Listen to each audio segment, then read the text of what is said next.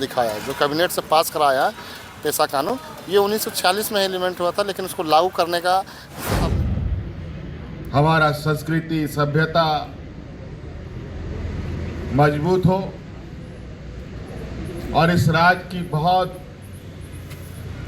बड़ी मांग। ग्राम सभा जो महत्वपूर्ण पुजारी जो प्रधान होंगे, उनके अनुमति के बगैर 1 इंच भी ज़मीन आप नहीं बेच सकते हैं। ये आदिवासियों के लिए सबसे बड़ा वाइटल है पेशा नियमावली, और इसके लिए मैं पुनः हेमंत सोरेन जी को धन्यवाद। इसलिए भी हो रहा है, कैबिनेट से पास करा करके इसको लागू करने का समय आ गया। आवास पहुंचे हैं पेशा नियमावली लागू होने के बाद। मुख्यमंत्री जी से मुलाकात भी हुई, क्या कुछ बातें हुई?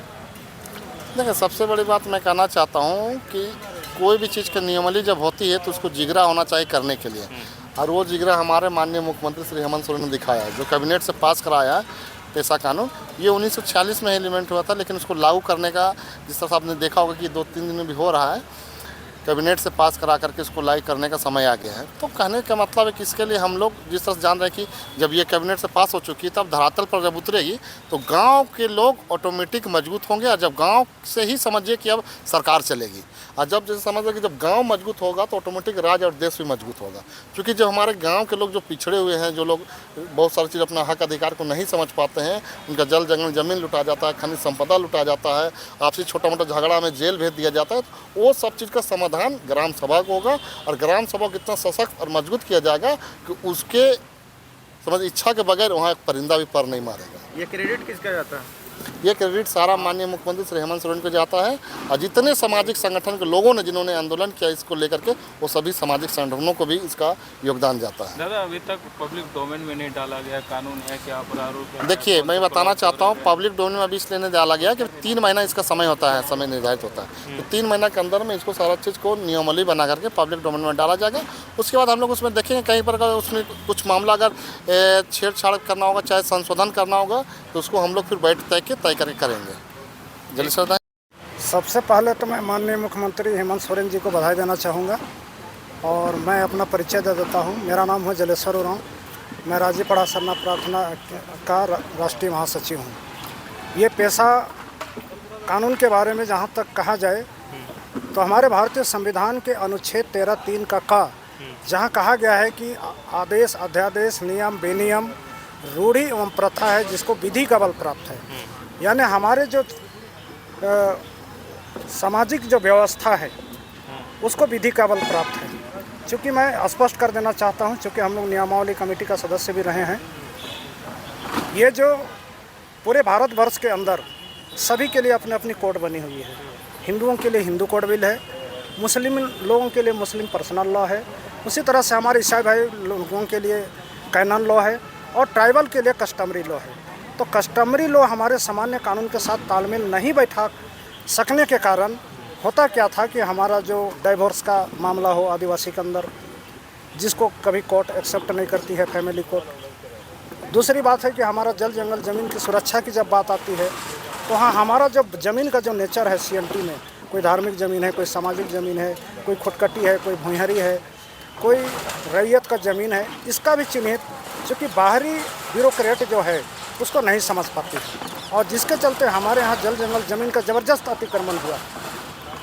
देश आज़ादी के बाद अगर पहली बार अगर कहा जाए तो हमारा ये जो पेशा कानून है, उसमें हमारा पेशा कानून के अंदर जो 1996 24 दिसंबर 1996 में जो कैबिनेट में जब पारित करके राज्य सरकार जो भारत देश के 10 राज्यों में जो 5वीं अनुसूची का क्षेत्र है उसको नियमावली बना करके लागू करने का इन्होंने निर्देश दे रखा था। उसमें बहुत सारे लोगों का विरोधाभास है कि GPRA 2001 के तहत जो नियमावली बनाया है वो गलत है, कहता है लोग, लेकिन ये गलत नहीं, बिल्कुल सही है। क्योंकि सभी राज्यों में जब नियमावली बनाने की बात आएगी तो GPRA नहीं बनाएगा तो क्या UPRA बनाएगा? वो तो झारखंड सरकार ही बनाएगा। तो जब झारखंड सरकार बनाए तो उसमें हमारा 4A है जो हमारा पेशा नियमावली कानून के तहत, उसमें हमारा रूढ़िजन्य धार्मिक और सामाजिक नियम के विरुद्ध यानी असंगत कोई विधि नहीं बनाएगा, इसका बल देता है। तो हमारा रूढ़िजन्य किसको कहा गया है? रूढ़िजन्य उसको कहा गया है जो हमारा कस्टम को फॉलो करता है, जो आज नहीं 5000 सालों से, जिसको आज तक सामान्य कानून आपस में तालमेल बिठा नहीं पा रही थी, उसके लिए एक अलग नियमावली बना करके जो हमारे पेशा कानून के तहत एक बल दिया है, और इस बल के तहत हम हमारा सामाजिक ज़मीन, धार्मिक ज़मीन, हमारा जो व्यवस्था है वो दुरुस्त होगा, और हमारा जो डाइवोर्स का जो मामला सबसे ज़्यादा कोर्ट में लटकता है वो निराकरण होगा। बहुत बहुत यानी और एक चीज़, यानी कि कार्यपालिका, न्यायपालिका और विधायिका तीनों शक्ति इसमें प्राप्त है।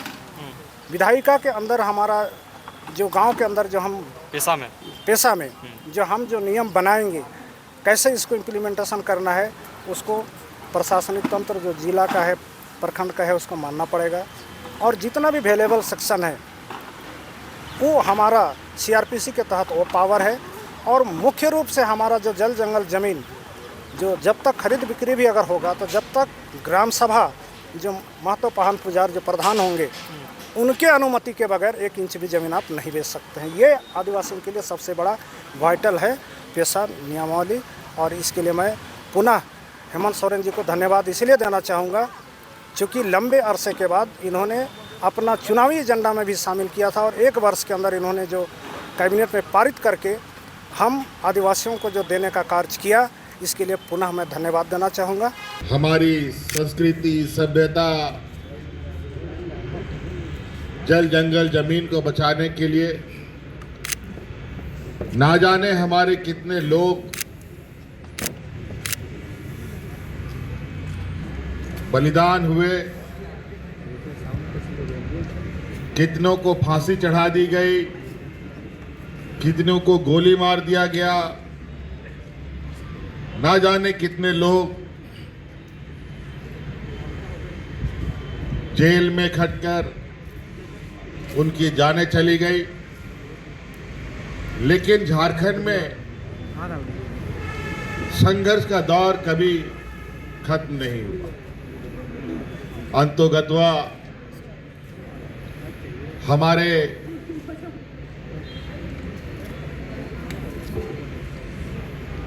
पूर्वजों ने, हमारे अग्रणी नेताओं ने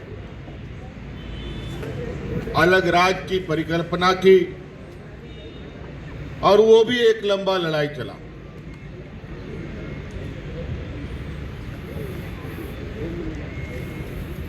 तीस 40 साल की लंबी लड़ाई के बाद आप सबको पता है 2000 ईस्वी में हम लोगों का राज बना। राज बनने के बाद भी आप सब लोगों ने देखा होगा कि झारखंड में कितना उतार चढ़ाव हुआ। झारखंड अलग होने के बाद भी कभी कभी ऐसा लगता रहा कि वास्तव में झारखंड राज्य अलग हुआ है भी या नहीं।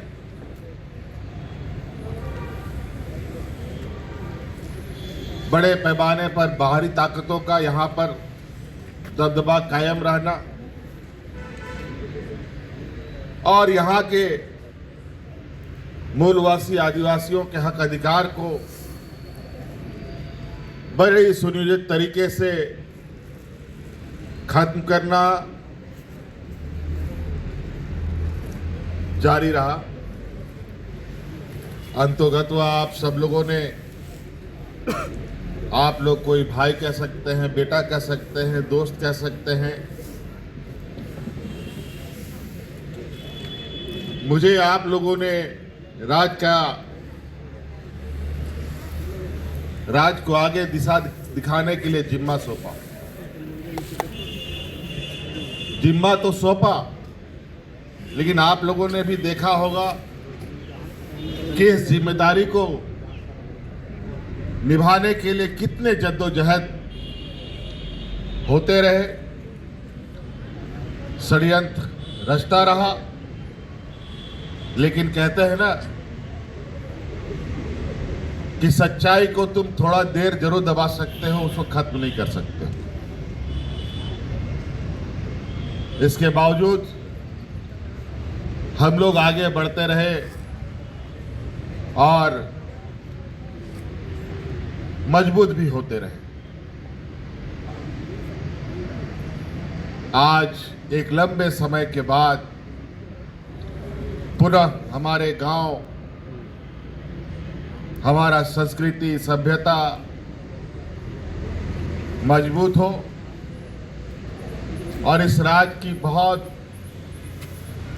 बड़ी मांग पेशा कानून धरातल पर उतरे, इसको लेकर थी।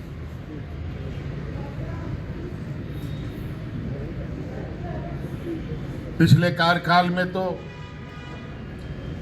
अपने विरोधियों से लड़ते झगड़ते ही 5 साल बीत गया। अभी हम लोग के सरकार के बने 1 साल भी लगभग पूरा नहीं हुआ है, जो अभी कुछ दिनों में पूरा हो जाएगा, लगभग पूरा हो ही गया। और आपने देखा कि 25वां साल का ये युवा राज कितने मजबूत आगाज के साथ आगे बढ़ रहा है। आपने देखा कि कितने बड़े पैमाने में 9-10 हजार नौजवानों को हम लोगों ने सरकारी नियुक्तियां बांटी।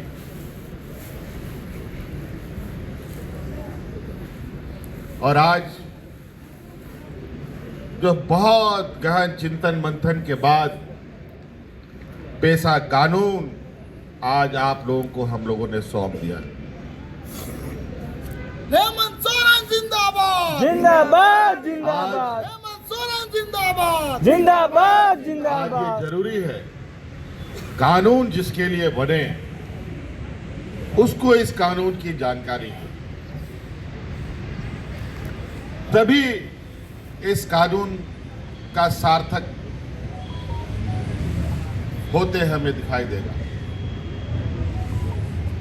यहाँ बहुत सारे पुलिसिया कानून है, प्रशासनिक कानून है, संविधान है, लेकिन बहुत कम लोगों को ये चीज़ों की जानकारी है और नतीजा ये होता है हम लोग चालाक चतुर लोगों से ठगे जाते हैं। इसलिए ये जरूरी है कि हमारा हर एक झारखंडी भाई हमारे लिए बनाए जा रहे हैं नीतियों के बारे में उसको जानकारी हो। आप सब पढ़े लिखे नौजवान हैं, कोई बहुत अच्छा शिक्षा के क्षेत्र में है, कुछ कम है, लेकिन आगे पीछे कहीं ना कहीं आप लोग चीज़ों को बेहतर समझ सकते हैं। मेरा आप लोगों से आग्रह होगा कि ये सरकार के स्तर पर जो होना है सो होगा, लेकिन हमारा भी एक झारखंडी नागरिक होने के नाते, एक मूलवासी आदिवासी का गौरव पाने वाले हम सब की भी एक जिम्मेवारी है कि इन बातों को गांव तक लेके चले। नहीं तो बहुत सारे लोग आज भी उन चालाक चतुर लोगों के षड्यंत्र में गिरफ्त है। आज के दिन में भी बड़े पैमाने में हमारे आदिवासी भाइयों को ठगा जा रहा है, छला जा रहा है। इसीलिए आप जब तक साथ नहीं देंगे, ये कायदा ये कानून किताबों में ही लिखा और किताबों में ही समाप्त हो जाएगा। ये बहुत गौरव की बात है। आज पेशा कानून के माध्यम से और हम अपने आप को मजबूत करें और जो हमारा हक अधिकार है वो हम तक पहुंचे। और आप सबको मालूम है, हमने पहले भी कहा है, कई बार, एक बार नहीं सैकड़ों बार कहा है, हमारी सरकार गांव की सरकार है। ये राज्य तभी मजबूत हो सकता है जब हमारा गांव मजबूत होगा। गांव को हर हाल में हमें मजबूत करना है। अलग अलग माध्यमों से, अलग अलग तरीके से हम गांव के तक नज़र पहुंचाने का प्रयास करते हैं, लेकिन कई चीज़ें छूटती भी हैं साथ में। लेकिन उन सब को भी समेटते हुए हमें आगे बढ़ना है। आज आपके इस उत्साह को लेकर, आपके इस भावना को देखकर मुझे भी काफ़ी ताकत मिलती है, ताकि यहाँ के आदिवासी मूलवासियों के लिए मैं और अधिक से अधिक काम कर पाऊँ। आप लोगों का यहाँ उपस्थिति के लिए मैं आप लोगों का बहुत बहुत आभार प्रकट करते हुए अपनी बातों को समाप्त करता हूँ।